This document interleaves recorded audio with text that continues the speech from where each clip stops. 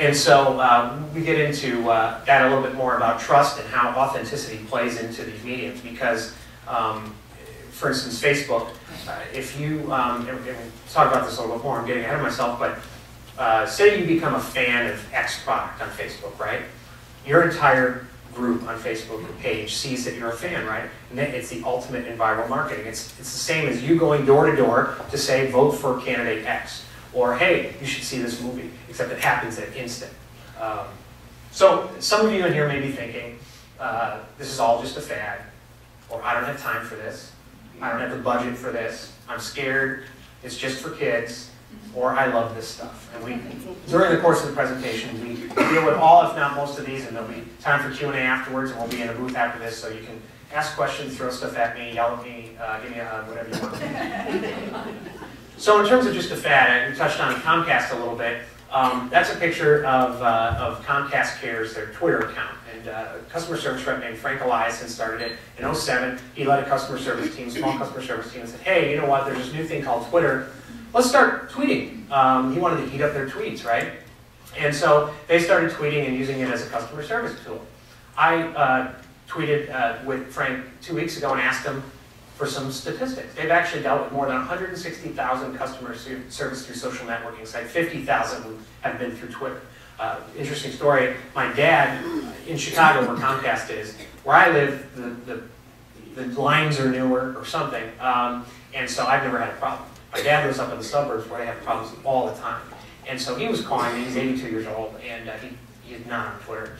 And you know, I've been having problems, I can't get an answer, so while I was on the phone, I tweeted Comcast Cares. Boom.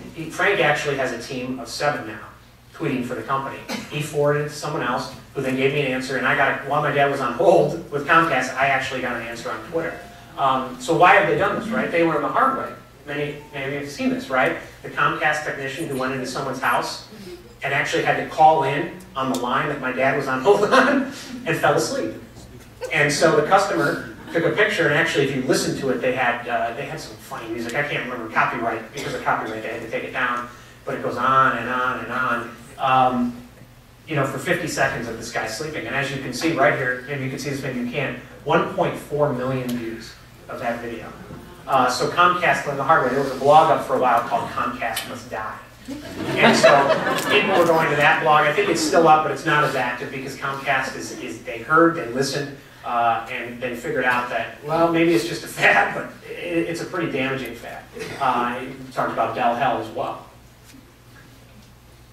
I talked about this is a recent example. We had a lieutenant governor candidate who was 28 years old in Illinois, and he hired us in December to help set up, do his Facebook page and develop a content strategy for it.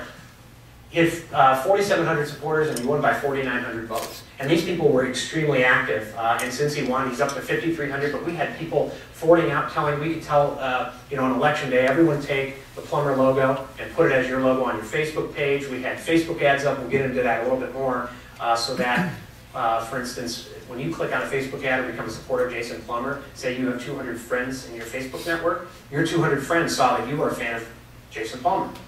So you talk about that community organizing, that old-fashioned door-to-door, and how it can make that more efficient. So getting started, how do you get started, right? What I like to tell people is you don't need a Facebook strategy, you don't need a Twitter strategy, you need a content strategy. You know, what we try to help clients do is realize their inner content. You may think that you don't have much content.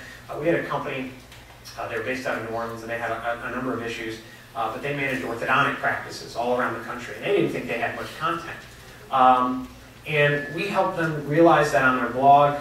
This was several years ago before Facebook or Twitter was even big, but we had a company blog. They actually were being sued by about half their customers, and there was a lot of things going on. But we set up a blog and just started talking. And the CEO started talking, and we made sure that, because to be authentic, he was writing the posts about the company's financials, about what they had come out of bankruptcy, what they were doing. But you know what our biggest, most visited posts were? The CEO's visit to the Grand Canyon and his pictures. And then he went to Vietnam. I mean, the visits were off the charts. And people commenting, we said, well, there were pictures of his Grand Canyon, send in your best vacation. People were commenting and commenting.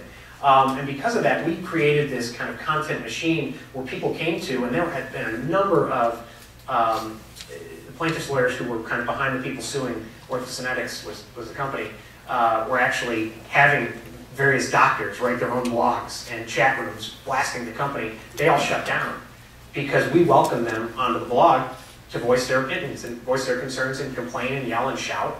We didn't delete them. The only thing we deleted was if there was something of a libelous nature, legal nature, or profanity. But other than that, we brought them on. We brought them on to our turf, and then we addressed it in a way that was very authentic, very transparent, and we shut them down. And so you may think about that you may not have a lot of content, but think through that. There was a company that we were working with that had a hot dog eating contest to raise money for an employee who had cancer. We put that up. You know, things like that are wonderful. Spliced in Frank Eliason on Comcast. Every once in a while, you'll get tweets.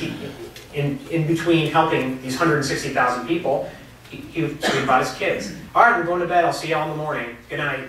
You know, and it adds this level of authenticity where, okay, it adds a face not only behind Frank, and if you notice, if I went back there, you notice that it's not the Comcast logo on his Twitter, it's his face.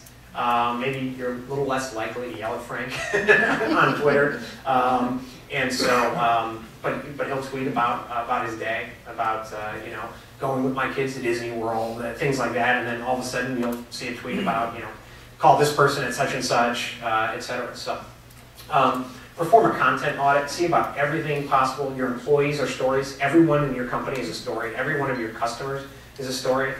We go through some ways to help tell those stories. But there's really nothing that's off limits within your comfort zone within your company. But if you're just going to push out kind of the dollars and cents and use Facebook or Twitter or YouTube as a kind of a coupon machine, you see those people really failing and falling on their faces. It's really about the personal connection and the two-way street. And begin building your opt-in lists. And the way to do that is very low-tech. It's having a sign-up page at your cash register.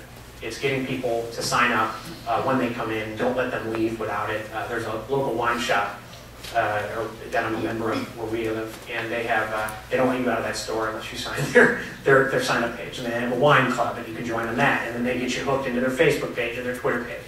But building your opt-in list, as you see after this, we're in a booth, and we're putting out a 50-page booklet called Press Release is Dead. It's a whole how-to guide on online communications tools.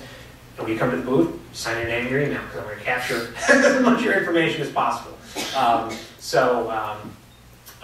Building your opt-in list is key.